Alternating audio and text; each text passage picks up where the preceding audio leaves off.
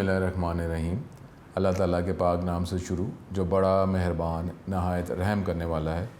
अस्सलामु अलैकुम स्टूडेंट्स, मैं हूं आपका teacher Mohammad Asim Nasar, second year ICS computer science के नेक्स्ट लेक्चर के साथ यूनिक ग्रुप ऑफ इंस्टीट्यूशन की तरफ से हाजिर हूँ। उम्मीद है कि स्टूडेंट आप 5 वक्त की नमाज़ अदा करते होंगे। और स्टूडेंट ये देख लें कि दुनिया में भी अगर कोई हम पे कोई करम कर देता है दुनियावी तौर पर, तो हम कितना उसका शुक्रगुज़ार होते हैं। और शुक्रगुज़ार ज़ाहिर है हर कोई कहता है कि यार उसने ख्याल किया है तो तू इसका ख्याल, जिस हम रिटर्न की बातें करते रहते हैं और करना भी चाहिए। ये इस तरीके से जो है अब वो कोई ना कोई वसीला बन जाता है तो हम उसका शुक्रगुज़ार होते हैं, होना भी चाहिए। नहीं तो दूसरे कहते हैं यार वो उसने तेरा ख्याल कर ही रहा है तो उसको कर ही नहीं होता है ना। तो अब अगर देखा जाए कि ये अल्लाह ताला ने वो सूरह रहमान में देखें लिखा हुआ है कि, और आप कुरान ज़ाहिर है भरा हुआ है कि इतनी ज़्यादा नेमतें हैं कि हमें नेमतों का हम अंदाज़ा कर ही नहीं सकते। तो सुन देखे तो सही कि इतनी ज़्यादा नेमतें हैं तो हम शुक्र ना अदा करें इतना, ठीक है। तो अब ये शुक्र अदा करने का मुख्तलिफ़ ज़रिए हैं।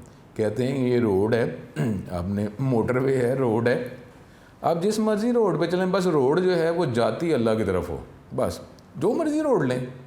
कोई किसी को अगर वो नमाज में उसकी इस्तकामत आती है, ठीक है, वो करता है। कोई इसको दुरूद में होता है, वो दुरूद की वो रोड ले ले। किसी को जो है वो अलहदगी में जो है उसके साथ होता है, किसी को मजलिस में होता है, लेकिन कोई ना कोई रोड हम उस पर चलें ज़रूर, और वो रोड वही जो अल्लाह की तरफ जाती हो। तो ये देखें, अब शुक्र करने का एक बेहतर ज़रिया क्या है, ये नमाज। और नमाज तो हमारे पे फ़र्ज़ है ना, यही कहा गया ना छोटी उम्र पे उसको कहा जाए, और सबसे बेहतर यही है कि अपना अमल पेश करें। हमारे बुज़ुर्गों ने क्या यही पेश किया कि देखो इतनी अरसे से मैं तुम्हारे साथ रह रहा हूँ, तो मेरे अंदर कोई जो मेरी ज़िंदगी के अंदर अमल के अंदर तुम्हें कोई चीज़ बुरी नज़र आई, उन्होंने अपने आप को ही पेश कर दिया और फिर जो है तबलीग की। तो अब यहाँ पर जो है सब बहुत ज़्यादा है, लेकिन अब जो चीज़ फ़र्ज़ की गई है वो तो अदा करना है ना। अब कहीं पे भी अगर आप जॉब भी करते हैं, अगर आप पढ़ते हैं, जो रूल हैं वो तो आपको फॉलो करने ही पड़ते हैं ना। किसी भी तरीके से आप खुश होकर कर रहे हों या गुस्से से कर रहे हों, सिस्टम तो अप्लाई करवाता है ना। अगर आप सुकून से करते हैं तो आप रिलैक्स रहते हैं और उसमें आपको टेंशन नहीं आती। अगर आप उसको अडॉप्ट अपने ऊपर तारी कर लेते हैं तो अब इसी तरीके से अल्लाह ताला देखें कि सज़ा वाली बात की, तो सज़ा में तो देखें वो सज़ा तो फ़ौरन नहीं आ रही। तो ये भी अल्लाह का करम ही है कि देख लो तुम अल्लाह की तरफ आ जाओ, अल्लाह की तरफ आ जाओ। दुनियावी तौर पर अगर कोई रूल है, अगर फॉलो नहीं किया जाता है तो सिस्टम फ़ौरन ही आ जाता है, फ़ौरन ही अगेंस्ट आ जाता है। कितने दिनों के अंदर सिस्टम आ जाता है कि ये क्या बात आपको इस तरह कहा तो आपने ऐसे क्यों नहीं किया, और आपको लाजमी करना पड़ता है, नहीं तो आप सिस्टम से अल्लाह ना करे वो मसला पड़ जाता है। लेकिन अल्लाह का सिस्टम जो सब सिस्टम बाकी सिस्टम क्या है, असल तो सिस्टम अल्लाह का है, तो वहाँ पर पकड़ नहीं हो रही। ये भी तो करम ही है, और उसको हम समझते हैं कि ये पकड़ नहीं हो रही, जिसका मतलब है कि हम ऐसा नहीं है, अल्लाह ऐसा नहीं है। तो हमें शुक्र अदा करने का सबसे बेहतर ज़रिया नमाज है। नमाज़ पढ़ी जाए, अल्लाह का शुक्र अदा किया जाए, तो अल्लाह करम करे। नमाज़ पढ़नी चाहिए, हमें नमाज़ पढ़नी चाहिए ना। अल्लाह इतना करम करता है, इतनी नेमतें हैं, तो उसका शुक्र ना अदा करें, ज़्यादती नहीं है वैसे, ठीक है। तो इसलिए ये पढ़ा जाए, नमाज़ पढ़ी जाए। तो सजदे और ये बात लंबी हो जाती है, तो उसमें अगर देखा जाए कि ये नाक जो है, ये नाक की वजह से ही तो कोई अज़ाब में चले जाएंगे। तो अब ये नमाज में क्या कहा जाता है कि नमाज जो है वो जमना चाहिए, सबसे ज़्यादा नाक जमना चाहिए। ये आजी है कि अल्लाह तू ही है, हम तो तेरे आगे झुक गए। और नाक सब लगाना लाजमी है नमाज में, जमना, नाक की हड्डी। तो अब ये नाक ही तो मुसीबत डालती दुनिया में, और अल्लाह करम करे वो इल्म तो अल्लाह की तरफ ही है, मेरी क्या औकात है। तो उसमें कहते हैं जब इस तरह ये अल्लाह ना करे वो नाक ही सबसे पहले कब्र में ख़त्म होगी, अल्लाह करम करे। तो ये अपने टॉपिक की तरफ चलते हैं। तो उसमें हम ये चैप्टर नंबर 12 जो है, एक टॉपिक हमारा जो बोर्ड के हवाले से इम्पोर्टेंट है और प्रोग्रामिंग के हवाले से भी इम्पोर्टेंट है। तो डायरेक्टली अगर टेक्स्ट बुक में नहीं है तो 100% हमने ये करना है। वो स्विच स्टेटमेंट के अंदर तो ब्रेक हम ये स्टेटमेंट कर चुके हुए हैं, अब इसको लूप के हवाले से बात करेंगे, ये टॉपिक है। उसके बाद फिर MCQs, कोशिश यही की जा रही है कि चैप्टर नंबर 12 पूरी कोशिश मैं करवा रहा हूँ कि पूरी तवज्जो करवा रहा हूँ इसके बाद चैप्टर 13-14 तो जो है क्योंकि MCQs आपके पास मौजूद भी हैं तो उसको हम देख लेंगे कि हमने डिस्कस करना है। लेकिन चैप्टर नंबर 12 क्योंकि मेन है उसके टॉपिक वाइट बोर्ड पे भी आपको करवाए, उसके बाद उसको डिटेल में लेके जा रहे हैं इंशाल्लाह ताला। इसके MCQs भी डिस्कस करेंगे। आगे 13-14 जो है क्योंकि उसमें MCQs भी कम आते हैं और इतने डिफ़िकल्ट नहीं है तो उसको हम देख लेंगे। इसलिए ये ब्रेक का एक टॉपिक है जो स्विच स्टेटमेंट में हमने पढ़ा था, लेकिन इसको लूप के वाले से देखते हैं और फिर इसके MCQs डिस्कस करेंगे। अपना लेक्चर हम प्रॉपर कंटिन्यू करते हैं। अल्लाह हम पे करम करे हमेशा। तो ये हम टॉपिक जो है ये हम देख रहे हैं चैप्टर नंबर 12 और इसमें ब्रेक स्टेटमेंट ये हमने डिस्कस करना है।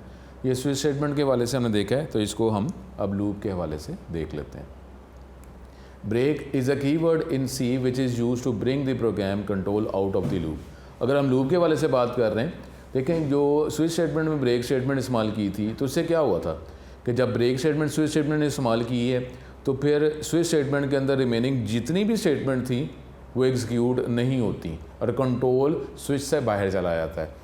इसी तरीके से अगर जब हम ब्रेक स्टेटमेंट लूप के अंदर इस्तेमाल करेंगे तो लूप के अंदर मज़ीद अगर कोई एग्जीक्यूटेबल स्टेटमेंट्स हैं वो स्किप हो जाएंगी, उनको एग्जीक्यूट नहीं किया जाएगा। The break statement is use inside loops और switch statement. The break statement breaks the loop one by one. जिस तरह मैथ में इनर ब्रैकेट आउटर ब्रैकेट है तो आप ब्रेक स्टेटमेंट जिस लूप में इस्तेमाल करेंगे, जिस ब्लॉक ऑफ लूप में इस्तेमाल करेंगे, लूप के ब्लॉक में इस्तेमाल करेंगे तो वो ब्लॉक जो है उसमें रिमेनिंग स्टेटमेंट जो अगर बची हुई हैं उनको एग्जीक्यूट नहीं किया जाएगा।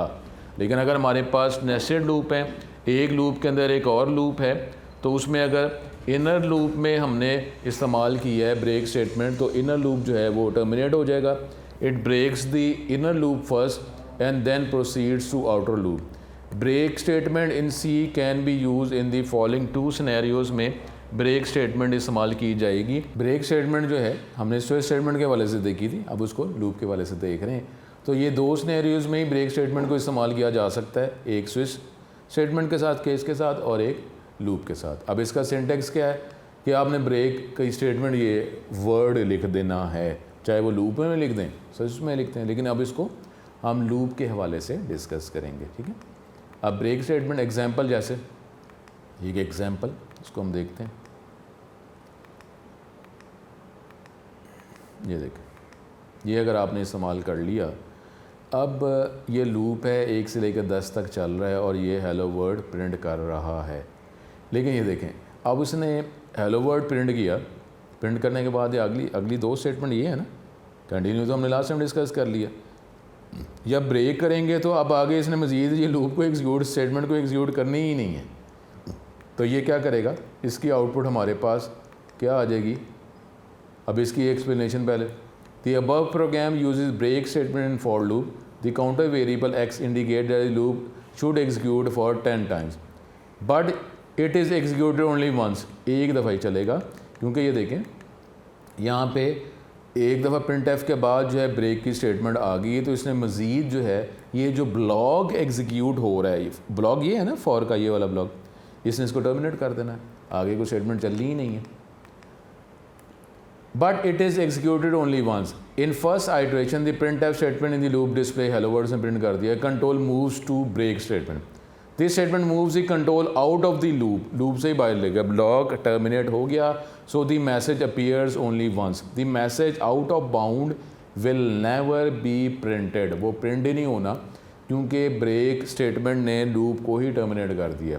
तो वो ना लूप दोबारा चलना है, हेलो वर्ड दोबारा प्रिंट होना है, और ना ही वो आउट ऑफ बाउंड ये जो मैसेज जो है वो भी प्रिंट होना ही नहीं है। ठीक है, तो ये हमारे पास ब्रेक स्टेटमेंट का।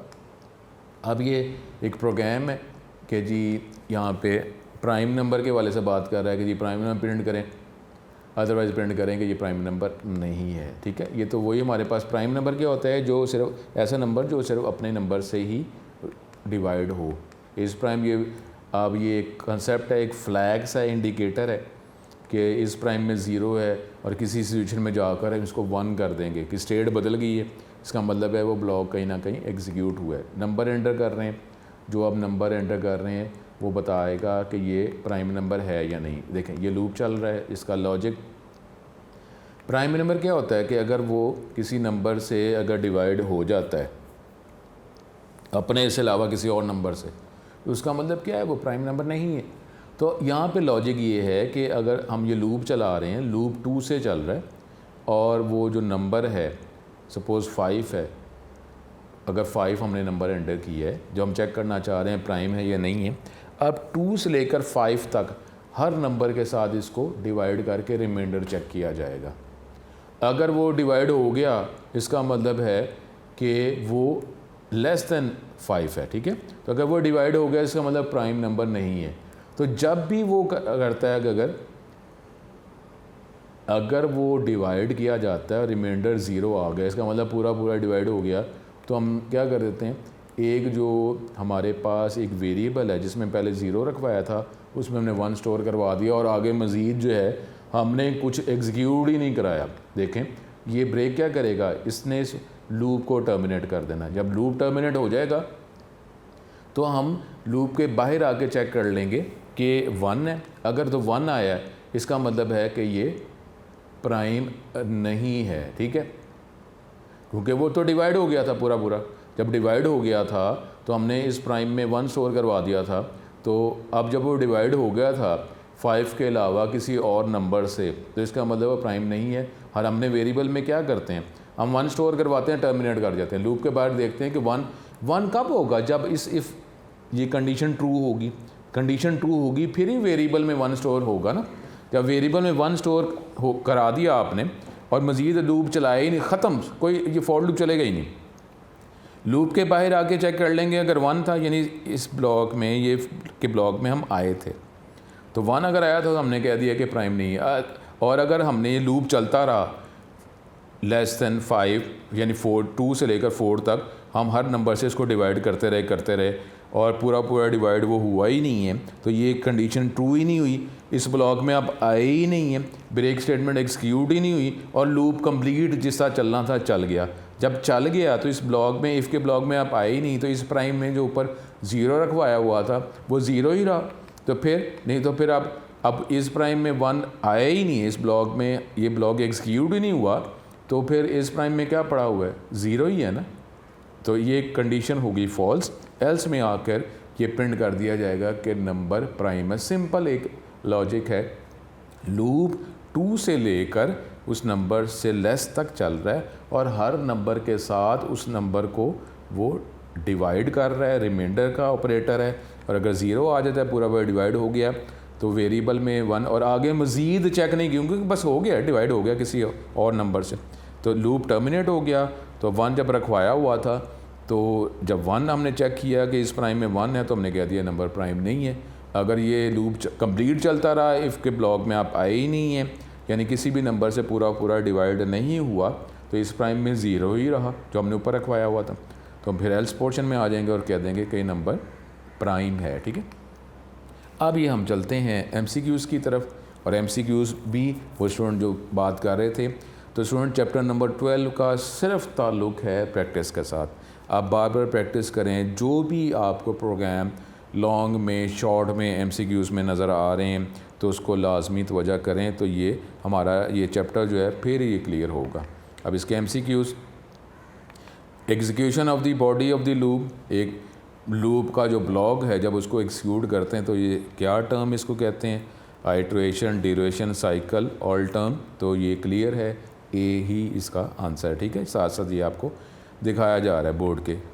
1 एग्जीक्यूशन ऑफ अ लूप, ये सेम है लेकिन थोड़ा सा फ़र्क है, ये बोर्ड में ज़रा थोड़ा सा चेंज करके पूछ लिया गया। उसको क्या कहते हैं, साइकिल, ड्यूरेशन, आइट्रेशन, टेस्ट, ठीक है। ऑप्शंस में थोड़ा फ़र्क है, फिर स्टेटमेंट में थोड़ा सा फ़र्क है, ये इससे हवाले से। अब ये देखें, इसका भी वही आंसर हमारे पास है, C option, iteration. Following is a control structure that causes a statement or group of statement to repeat.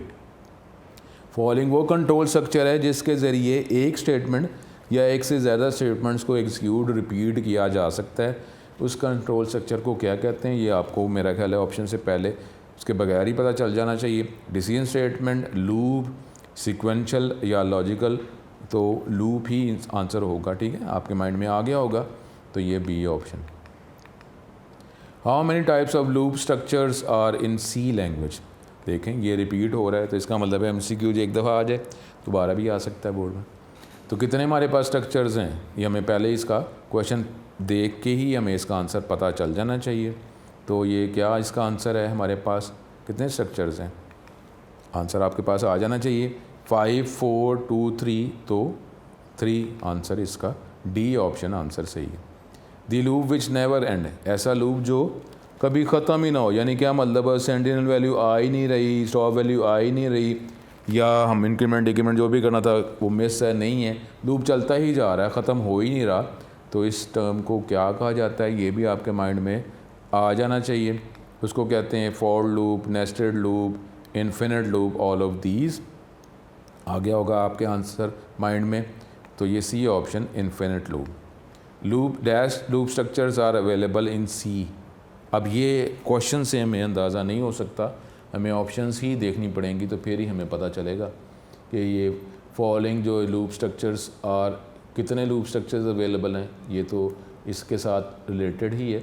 तो डू वाइल, वाइल ये अवेलेबल है, फॉर है या ऑल ऑफ दीज, तो ये डी ऑप्शन ही हमारा सही आंसर है, तीनों ही लूप स्ट्रक्चर्स हैं। Which one is not a loop structure, अब ये भी क्वेश्चन से हमें अंदाज़ा इसके आंसर का नहीं हो सकता, ऑप्शंस देखेंगे तो फिर ही पता चलेगा कि कौन सी जो 4 ऑप्शंस हैं उसमें से कोई लूप स्ट्रक्चर नहीं है। स्विच, फॉर, ये वाइल, डू वाइल, कौन सा लूप स्ट्रक्चर नहीं है, तो ये स्विच जो है ये लूप स्ट्रक्चर नहीं है, A option. Dash is related to loop structures, अब क्या बात पूछ रहा है, body of loop is related loop structure, loop control variable is related to loop structure, condition is related to loop structure, all of these. Body हमें चाहिए loop structure के लिए, लूप कंट्रोल वेरिएबल जो लूप को control करता है कितने दफ़ा लूप ने चलना है, कंडीशन रिक्वायर है, ऑल ऑफ दीज, तो क्या इसका जवाब होगा D, all of these. Special value that terminates the loop is called, वो स्पेशल वैल्यू जिसकी बुनियाद पर लूप जो है मज़ीद एग्जीक्यूट नहीं होगा, टर्मिनेट हो जाएगा, ख़त्म हो जाएगा, तो क्या कहते हैं, आपको आंसर आना चाहिए, ये आपको पता चल गया होगा। Terminate value, sentinel value, control value, end value, तो sentinel value, B option. A loop counter can be defined as, loop का काउंटर जिसकी मदद से लूप जो है एग्जीक्यूट होता रहता है और ख़त्म हो जाता है, उसको क्या कहते हैं, final value of A loop, variable that counts loop iteration, the initial value of A loop, the step value of A loop.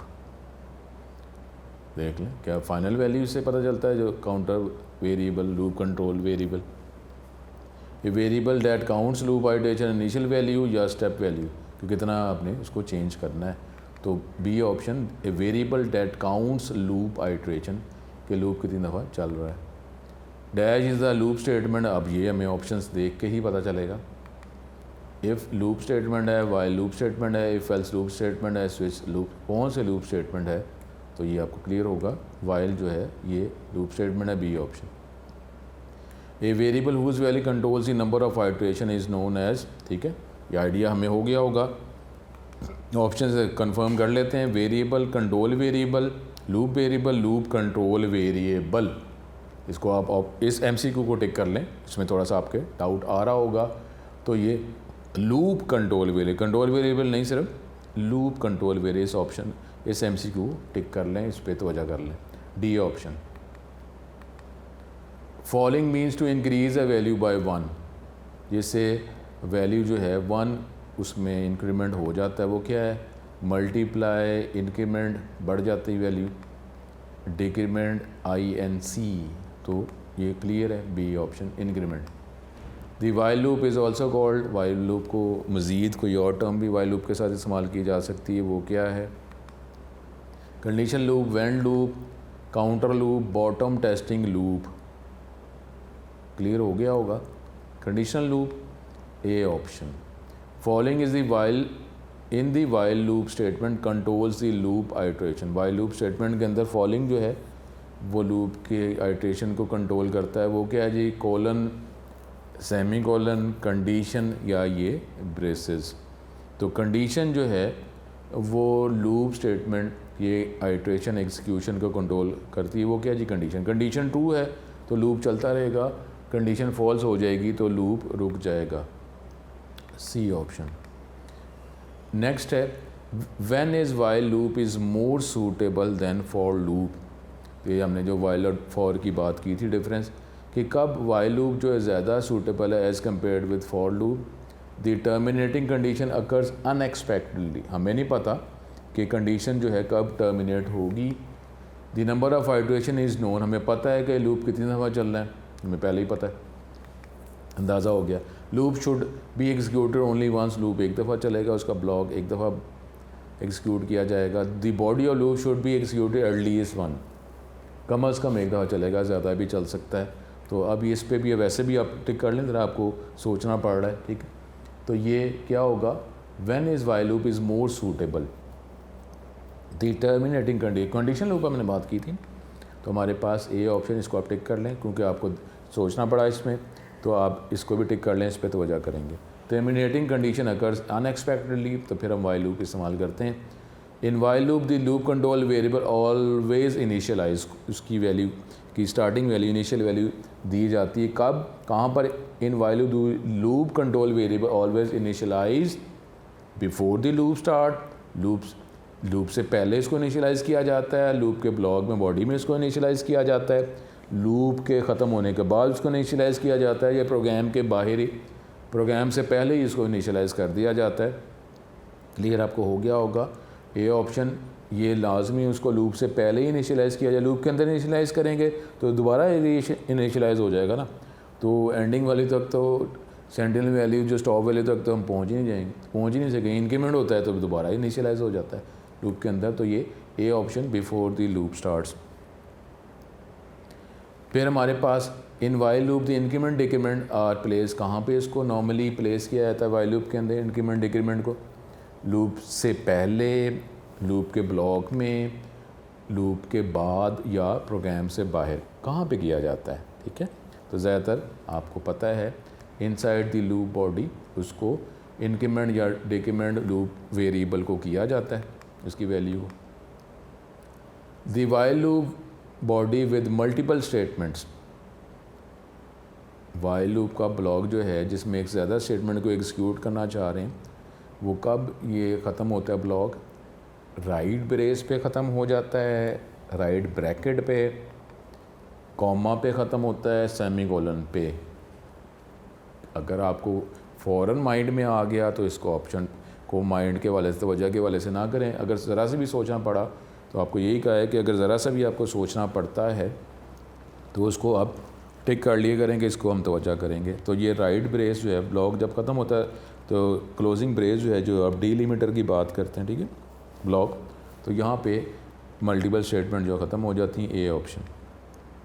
अब ये आ गया हमारे पास एग्जामिनिंग फॉलोइंग कोड और बताएं टेल आउटपुट, इसकी आउटपुट क्या आई, वेरिएबल में 1 रखवाया, लेस दैन 5 का मतलब क्या होगा, 4 होगा ना। तो इसकी आउटपुट हमारे पास क्या आ गई, ये काउंट को वेरिएबल को ही प्रिंट कर रहे हैं, तो क्या आंसर आया 1 2 3 4, ये आंसर आया 1 फिर 2 फिर 3 फिर 4 या 5 तक आया, 1 1 1 यही आता रहा, या 2 3 4 आया 1 और लेस दैन 5। ये नॉर्मली इक्वल टू नहीं लगा होता, तो इस पर ज़रा गौर कर लिए करें।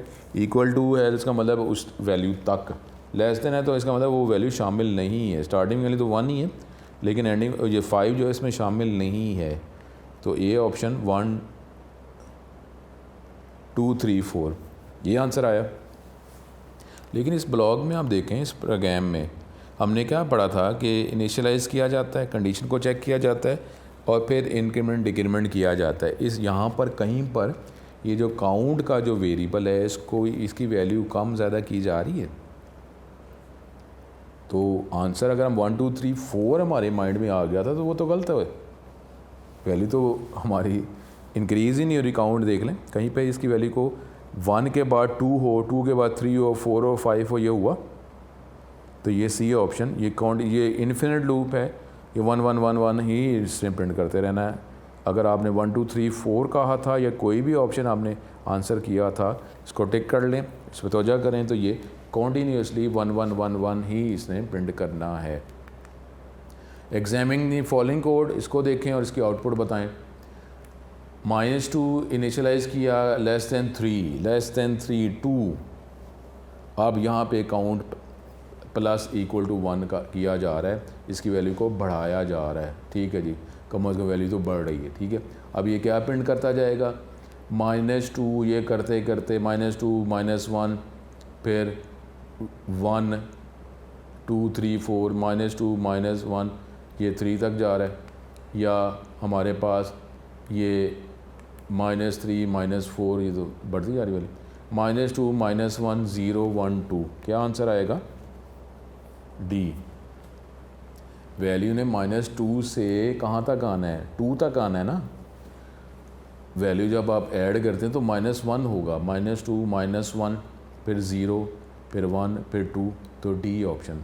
सोचना पड़ा तो अब इसको टिक कर लें तो वजह करेंगे।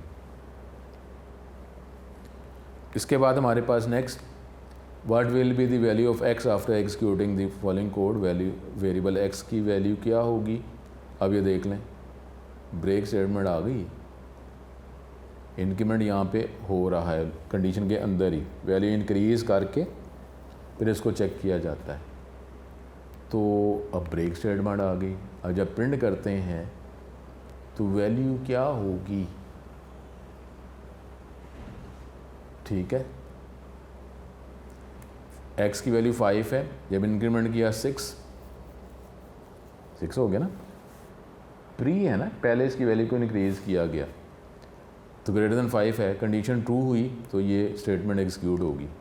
अब x जब प्रिंट किया जाएगा तो वैल्यू 5 है 6 है 0 है या नन ऑफ दीज, इसको तो लाजमी आप टिक ही करेंगे मेरा ख्याल है, क्योंकि यहाँ पे इसका आंसर बी 6 है। 5 जो वैल्यू है उसको इंक्रीज़ करके फिर चेक किया गया, 5 जो वैल्यू है उसको पहले 6 किया गया, तो 6 ग्रेटर देन 5, ठीक है जी, ग्रेटर देन 5 है, कंडीशन ट्रू होगी, लेकिन x की वैल्यू में 1 इंक्रीज़ कर दिया गया है। कंडीशन ट्रू होने पे ब्रेक स्टेटमेंट है, क्योंकि ब्लॉक नहीं है तो एक लाइन उसके अंदर ही होती है, लूप के अंदर ही, और उसके बाद जब लूप ख़त्म हो गया, क्योंकि ब्रेक है आगे तो लूप ने चलना ही नहीं है, तो लेकिन वैल्यू इंक्रीज़ हो चुकी हुई है तो इसको लाजमी आप टिक करें MCQ को, तो 6 आंसर आएगा, इसको टिक करें, इस पर गौर करें। हमारे पास what will be the output of the following code, और ये जो फॉलोइंग कोड है इसका क्या आंसर है, x = 11, फिर ये देख लें वो लेस दैन 5, ये वैल्यू बढ़ रही, ठीक है। अब ये इस पे आपको गौर करना है, क्योंकि यहाँ पे देखें x है, फिर उसको इंक्रीज़ करके चेक किया गया तो ये वैल्यू क्या हो गई 11 12, तो 12 जो है वो लेस दैन 5 है, हाँ जी है, x को बढ़ाया गया, x को फिर मल्टीप्लाई कर दिया गया, x की वैल्यू को बढ़ा भी दिया और साथ ही x की वैल्यू को मल्टीप्लाई भी कर दिया 2 से, यानी देखें 12 हुआ, तो 12 जो है लेस दैन 5 है नहीं, तो इसका आंसर 7 12 14 16, तो कंडीशन तो फॉल्स ही होगी, इसमें तो ब्लॉक में तो आई ही नहीं। 11 की वैल्यू 12 की, तो 12 लेस दैन 5 है नहीं, कंडीशन ही फॉल्स होगी, ब्लॉक तो एग्जीक्यूट होना ही नहीं है। ये तो इधर तो हमें जाने की परेशान होने की ज़रूरत ही नहीं है, तो ये भी ट्रिकी है MCQ, इसको आप टिक करें। तो ये लेकिन क्योंकि वैल्यू तो बढ़ गई हुई है ना, तो बी ऑप्शन 12 इसको भी टिक करें। तो वजह करें, ये MCQ जो हैं टेक्निकल हैं, इसकी आप प्रैक्टिस करें। यहाँ से नहीं हो रहा तो आप क्या कर सकते हैं, इतना कोड जो है, इतना कोड उसमें टूल में लिखें, सॉफ्टवेयर में लिखें, ऊपर आपने क्या करना है, इंक्लूड लिखें, वर्ड मेन लिखें और फिर ये ब्लॉक लिख दें, सारा ब्लॉक लिखें और देखें जवाब क्या आ रहा है। आप इस तरह भी कर सकते हैं, ड्राई रन भी कर सकते हैं। एक ही वेरिएबल x ही तो है, x की हेडिंग लगाएं और उसकी वैल्यू आप पहले 11 रखें, फिर 12 लिखें। 12 लिखने के बाद आप देखेंगे कंडीशन फॉल्स हो गई, तो इस ब्लॉक में आई ही नहीं है, तो x में वैल्यू आपने क्या रखवाई, 12, तो जब प्रिंट करेंगे x की वैल्यू तो 12 प्रिंट होनी है। देखें दोनों तरीके हैं, ड्राई रन कर लें, हेडिंग लगाएं, वेरिएबल जो हैं उसकी हेडिंग लगा लें, उसके नीचे इसकी वैल्यू चेंज करते रहें। जब ये ब्लॉक सारा प्रोग्राम ख़त्म हो गया तो जो वेरिएबल की जो आखिरी वैल्यू थी वो आपका जवाब है। इस तरह ही करेंगे ना, इसका फ़ायदा, क्योंकि पेपर के अंदर भी तो ड्राई रन ही होगा, वहाँ पे टूल तो नहीं होगा ना, ये तो नहीं होगा आप ये कोड जो है वो सॉफ्टवेयर में लिखेंगे, 1 मिनट में सॉफ्टवेयर में लिख दूँ और जवाब देख लूँ, जो जवाब आएगा वो मैं जवाब लिख दूँ, ऐसा तो नहीं होगा। तो वहाँ पे तो आपके पास रफ वर्क ही होगा ना। तो रफ वर्क में तो यही तरीका है कि जितने वेरिएबल हैं उसकी हेडिंग लगाएं, उसके नीचे वैल्यू लिखते जाएँ जो चेंज हो रही है। एक एक लाइन चलाते जाएँ, जो लाइन चल रही है चलाते जाएँ, तो वेरिएबल में जो चेंज आया और जो एंड पे जो प्रिंट करने को कहा गया है वो देख लें, उसकी जो आखिरी वैल्यू होगी वो आपका जवाब होगा। तो ड्राई रन जो है ये ट्रेस टेबल या हेडिंग लगा कर जितने ब्लॉक के अंदर, प्रोग्राम के अंदर जितने वेरिएबल्स हेडिंग लगा के एक एक लाइन चला के वेरिएबल में चेंज जो आ रहा है उस कॉलम के नीचे नीचे लिखते जाएँ। तो टूल तो नहीं ना होगा, तो इसलिए, लेकिन अगर अभी हमारे पास टूल मौजूद है तो उसकी प्रैक्टिस भी की जा सकती है। बोर्ड में तो हम रफ वर्क से ही सॉल्व कर सकेंगे। तो ये आप इसको देखें।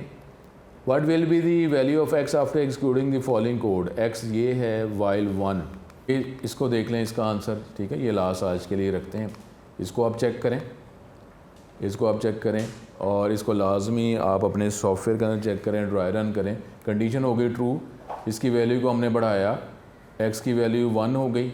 1 होने के बाद फिर दोबारा आप कंडीशन के अंदर जाके इसकी वैल्यू 2 हुई, 2 तो 2 की वैल्यू 2 से ग्रेटर है नहीं, ये फॉल्स हो गई, ये स्टेटमेंट में आप आएंगे ही नहीं। तो ये वैल्यू आप एक्स की वैल्यू बढ़ गई हमारे पास, ठीक है। एक्स की वैल्यू सब बढ़ती जाएगी, ये बढ़ाई, फिर कंडीशन हमारे, क्योंकि कंडीशन वेरिएबल के साथ कोई ताल्लुक नहीं है, ये कंडीशन 2 ही चलती जा रही है।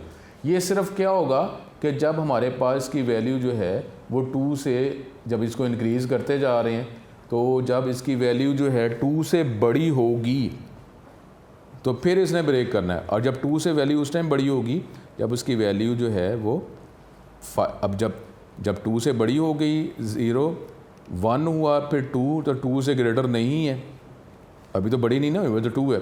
फिर इसने 3 करना है, फिर 4 करना है, 5 करना है। तो 5 करके जब आएगा तो उसकी वैल्यू 2 से बढ़ गई होगी। तो जब ब्रेक करेंगे कंडीशन 2 हो जाएगी, तो ये इसका जवाब जो है वो क्या होगा, 5। ए ऑप्शन इसका ट्रू आंसर है। इसको देखें, ये ट्रिकी है, काफ़ी ज़्यादा ट्रिकी है, इसको टिक करें और यहाँ तक इसको कंप्लीट करते हैं। और नेक्स्ट लेक्चर में आपको यहीं से MCQs हम कंप्लीट करेंगे। नेक्स्ट लेक्चर में आपसे दोबारा मुलाकात होगी, इसी प्रैक्टिस करते रहें। अपना बहुत ज़्यादा ख्याल रखें। अस्सलाम वालेकुम।